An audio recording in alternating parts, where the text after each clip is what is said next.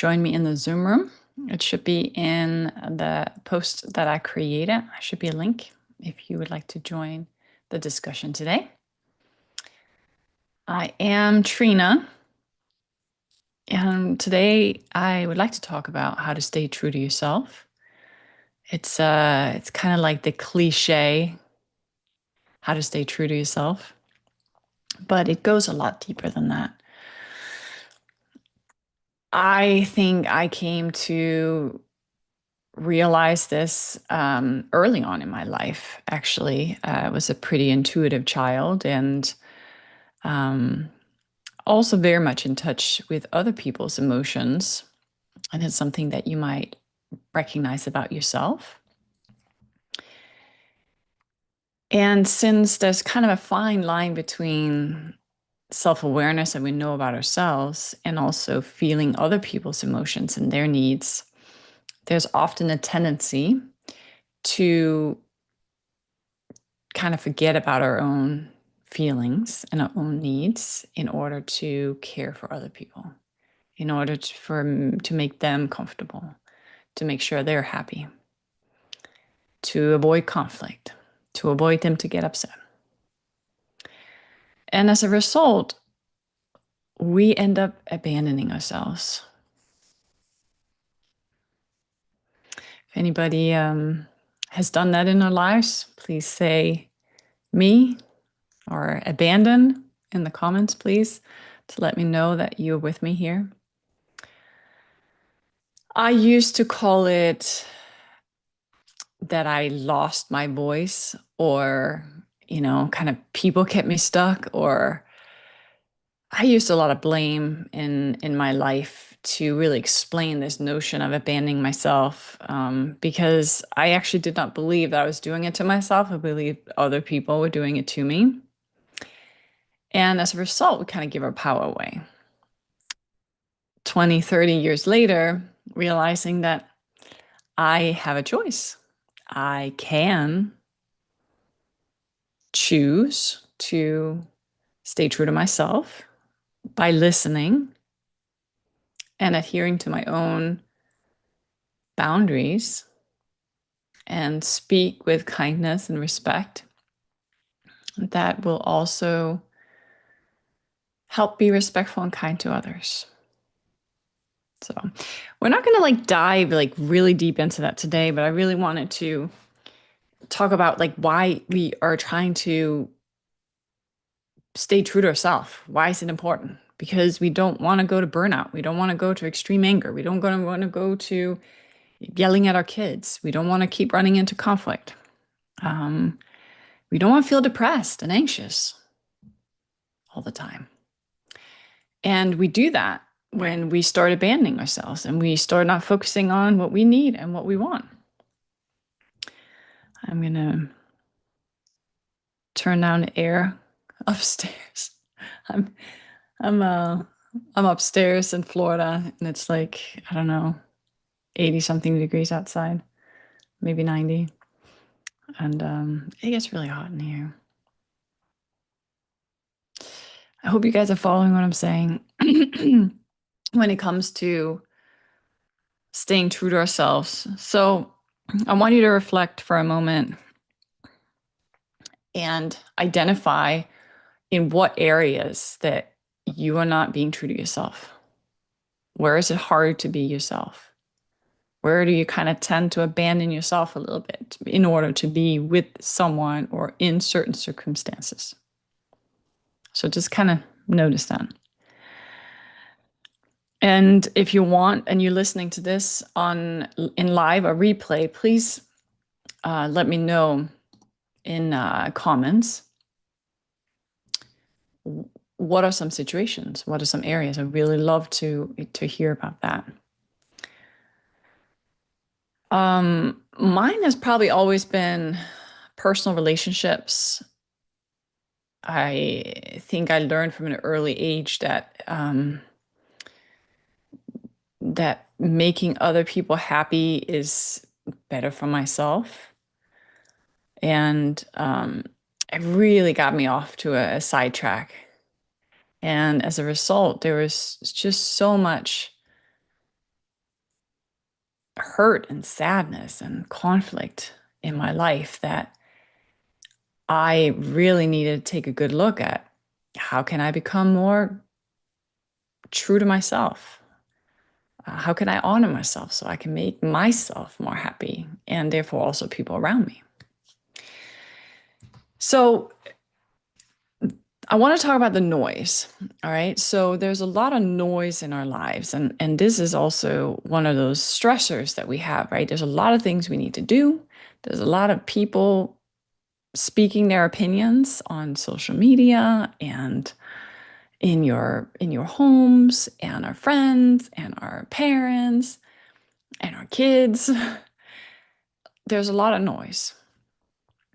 And learning to step away from that a little bit is certainly a better place to hear our true self, right? So during meditation, during quiet hours with ourselves is really when we can start hearing that subtle voice a little bit better. This is where we can create what I call relationship freedom, where we can really set those boundaries based on how can I be respectful of myself in this moment? How can I honor myself in this moment? And as soon as we're very clear about that, it creates confidence. It creates and the lightness and a peace around it. For example, if you like a specific flavor of ice cream, a lot of us probably don't have a problem maybe speaking up if somebody asks, what flavor would you like? And you're like, well, I like strawberry the best. And we can even argue why we like strawberry the best. And we're very confident in that. We might even have top two choices. And we're very clear about why we don't like, I don't know, chocolate or pecans or something like that. Like that's very clear in our mind.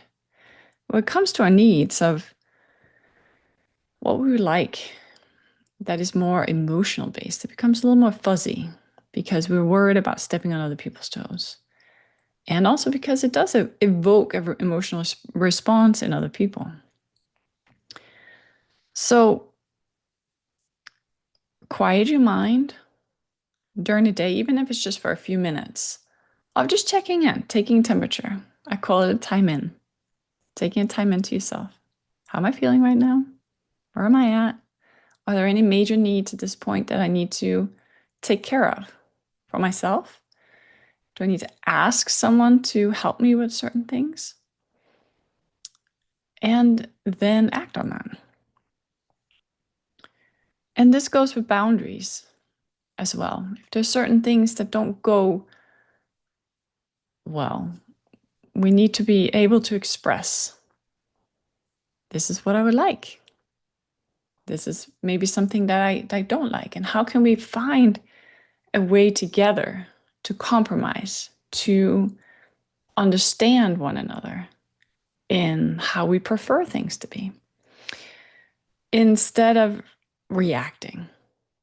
Right? So that's the opposite of being true to ourselves, is this reaction, which is really just protecting ourselves, protecting our space, our time, our emotions. However, it doesn't get us closer to people. It doesn't get us closer to what we want in life because we just create more adrenaline, cortisol, stress in our body. So being consistent in these boundaries is key. Listening to ourselves. And it's so funny because I've never really thought about the word listening to ourselves, because what is it that we're really listening to, right? It's that gut feeling. If you know what I'm talking about, just common like gut feeling in here. And the gut feeling is not always logical. Have you ever caught yourself kind of getting a gut feeling about something, or, I really want this, or I really need this. And then all of a sudden, your logical mind takes over and it's like, but that's ridiculous, Trina. Like, why would you want to do that? Or, they're going to be upset about that. Or, last time you did this, so you can't possibly do this at this time, right? So that's when we don't really stay true to ourselves. We abandon ourselves. We want to analyze it away and explain it away and justify it, and it doesn't work. So we slowly practice staying true to ourselves, which really means that the discomfort is just stepping outside of your comfort zone and doing something that's different than what you usually do, right? This is what this resistance and discomfort comes from. We want things to be safe, but staying stuck and in the same does not help. So we want to try something different. What I love about this topic a lot is the reaffirmation of the fact that growth is a journey. And I know you know that, but sometimes we get so stuck on where we want to be or where we want to go. And part of myself is speaking to myself right now because there is an area in my life that kind of really needs to hear this. Um, any step in the direction of where we want to be is progress. We want to measure our success backwards, as the book, The Gap and the Gain, claims, which I love because if we compare ourselves with our aspirations that are ideals and we will probably never achieve because it always ends up being different, right? We want to measure against where we came from. So every little paver that we put on our path of growth is momentum, is what leads to a destination. Those small steps along the way. And we need to celebrate every step. Because when we look back, and I just want you to visualize, it's like creating a paveway or a little walkway from the main road to your house. When you're done with that kind of final step, at least to the house, you look back and you see all the progress, and it's so exciting to step on those paths. But it took some time to lay all those paths or those pavers along the way. Looking back is so satisfying. You look back and you're like, wow, I'm proud of myself. I did all of that, right? Recognize our hard work. And it's kind of like, a sigh of relief when we can finally breathe in the newness of what we created. So when everything seems like closing in and really chaotic and kind of scary and crazy, something is about to happen. Like you are in the biggest shift and your brain is trying to organize it. And it's hard to figure out what's up and down. But all I want you to remember is staying true to yourself is just knowing and reaffirming that where you at is still laying pavers. Like you're still moving forward, even if it seems so chaotic and so crazy, it will fall into place. It will, it's just temporary. And boy, there's just so many times in my life where I wish that I was able to kind of hold that space for myself. I'll be like, it's temporary. You're not going backwards.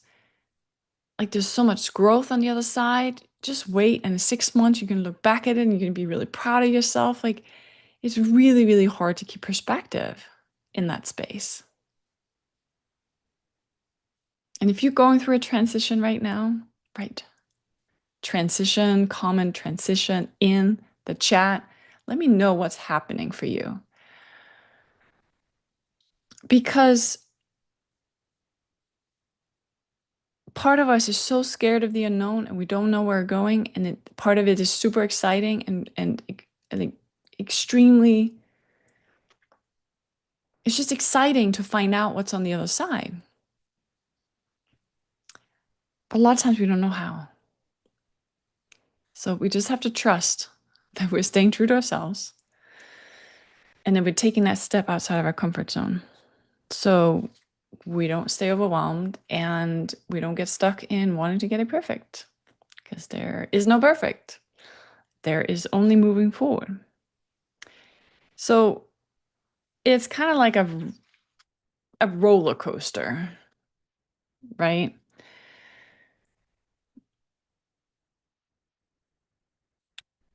Have you ever heard of the notion, be comfortable being uncomfortable? I was like, one of my biggest aha moments when I heard that the first time.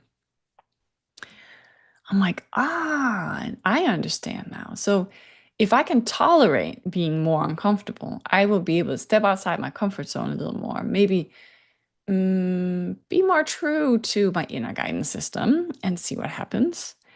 And as a result, be more comfortable in that, right? We're creating a new normal. When we now have created this new normal, things are going pretty well. And we practice being in alignment a lot more. And what I mean by in alignment is I'm true to myself. I'm listening to my inner guidance system. I am in tune to my intuition. I'm okay with setting boundaries. I'm okay in saying no. I'm okay with the possibility of upsetting other people or um, sacrifice parts in my life just to honor my own needs. I'll be more happy. I'll be more light. I'll be more uplifting. And that goes well for a while. But here's the thing, and you might have noticed this in your life. This is really important. When things have gone really well for a long time, and we now start experiencing contrast, we now feel like we're out of control. Let me explain this a little more. When we're used to being misaligned, that means we're used to kind of feeling depressed. We are used to kind of control everything. We're used to being overwhelmed all the time. It becomes a normal state of mind for our nervous system. It's kind of like what's to be expected. And a lot of times we're not necessarily aware of that. So moving towards alignment, which requires us to step outside of a comfort zone and leave the safety of chaos, is unsettling.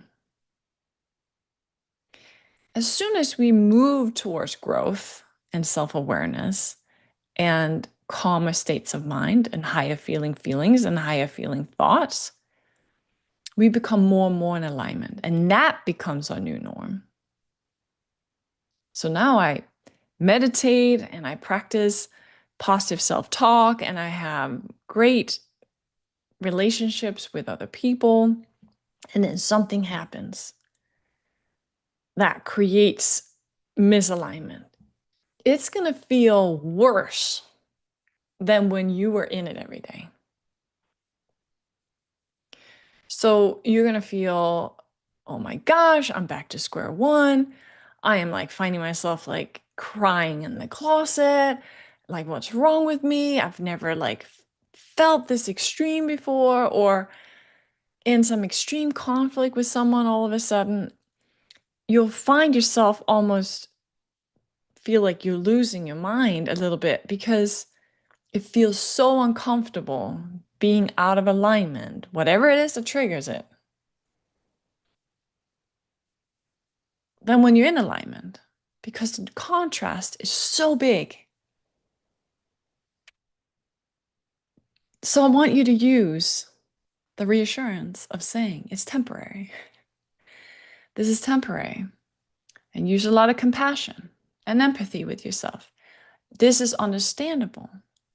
This is so far from my true self. This is so far from where I want to be, what my soul and my core believes. And all we got to do is return back to that alignment, which is easier said than done. Easier said than done.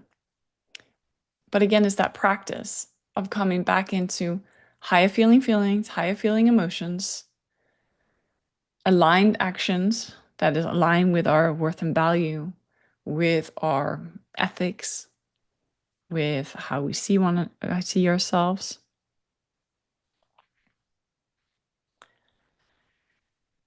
And recognizing that we are a new version of ourselves.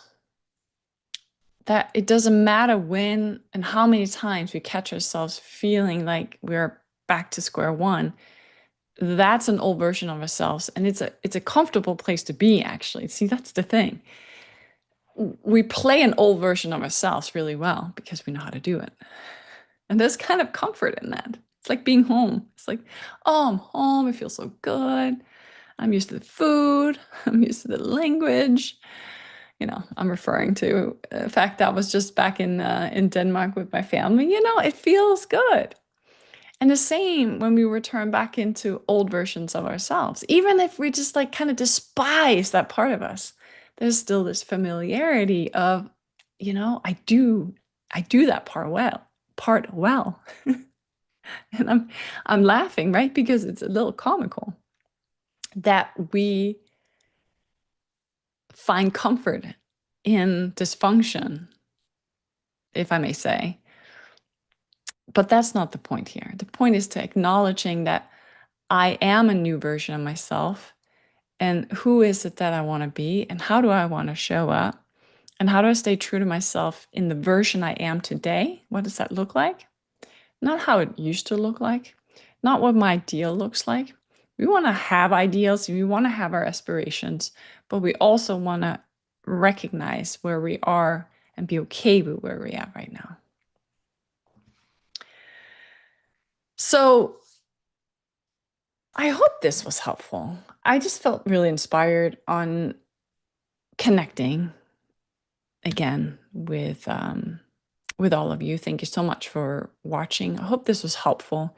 Let me know what was the most helpful about this today. And I also want to let you know that Dr. Mona and I are working on our program. We're really excited about it. It's launching in a few weeks. This is what takes learning or setting boundaries to the next level. This is not just drawing the line in the sand. This is deeper transformation that turns outward into how to master the boundary code. Okay? If you want to crack the code to how to set boundaries and how to show up and be true to yourself in your highest way with people, it doesn't matter what relationship we're talking about. We're talking about people here. This can be used with any relationship. This involves live coaching with Dr. Mona and I.